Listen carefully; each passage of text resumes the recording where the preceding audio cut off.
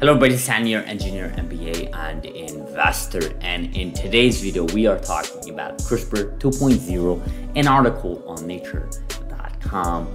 And the article is titled as following: CRISPR 2.0, a new wave of gene editors heads for clinical trials. The landmark approval of the first CRISPR therapy paves the way for treatment based on more efficient and more precise genome editors.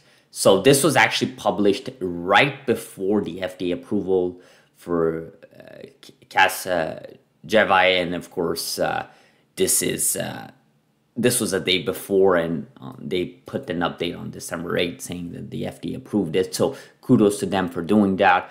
But it doesn't really change the narrative, right? CRISPR 2.0, what is it? Why are we talking about 2.0 now? You know, what's going on here? And of course, we're talking about base editors, we're talking about prime editors, we're talking about all these companies, Prime Medicine, Beam Therapeutics, and other companies derived from those technologies that are basically addressing this problem that CRISPR-Cas9 had for years, which is basically, you know, offsets. And of course, when the FDA reviewed this technology back in the late October with the external committee, the FDA did mention about the offsets. They're worried about that. You know, they really wanted more time to study it. But ultimately, of course, on the 8th December of this year, the FDA still gave the green light for Hexacel. I should say Hexacel and not Hexacel. Someone corrected me on that pronunciation. So Hexacel getting approved obviously means that the FDA did not see that as a huge worry. I mean, if it is a huge worry, then you would never permit that to go through. But nonetheless, it is a worry, and that's why they mention it. And it's part of their due diligence. And of course, the nature.com here is talking about, you know, the next generation of CRISPR techniques, and that's why they're mentioning CRISPR 2.0.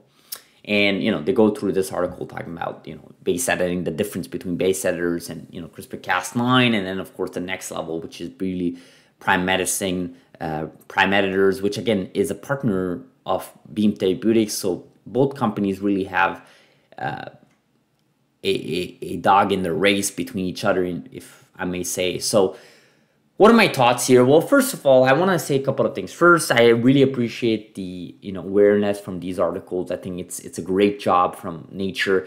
I mean, CRISPR has come such a long way, right? You think about where we were years ago.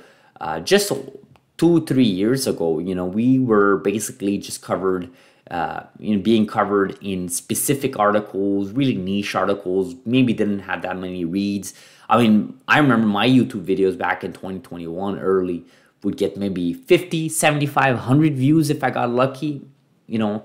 And now these days I'm getting 500, 600 plus views on videos that, you know, are barely touching a particular topic in CRISPR, and that shows the level of awareness. I think the public has done a great job to be involved in this space when it comes to mainstream media. I think there's more eyeballs, there's more awareness being thrown at this technology. Whether or not I agree with this terminology 2.0, I think that's a little bit irrelevant, because at this point, in my opinion, we've already headed into a new era of CRISPR.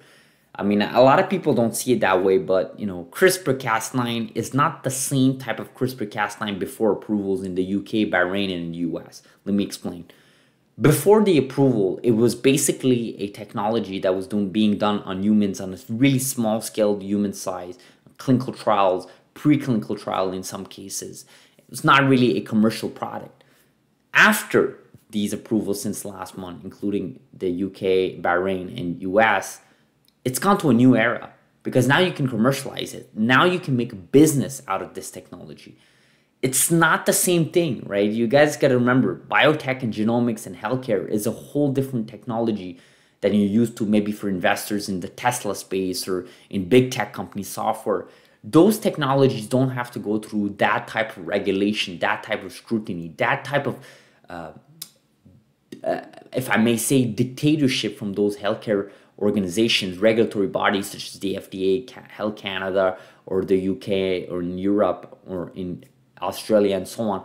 And it's for a good reason, right? I mean, you want to make sure that these medicines that are introduced to the public are safe to the public. And you can't do that if you just permit anything, right? You could do that with software because, look, a software that's bad, is it really going to end someone's life? No. Is it going to cause social issues? Absolutely, but it won't end someone's life.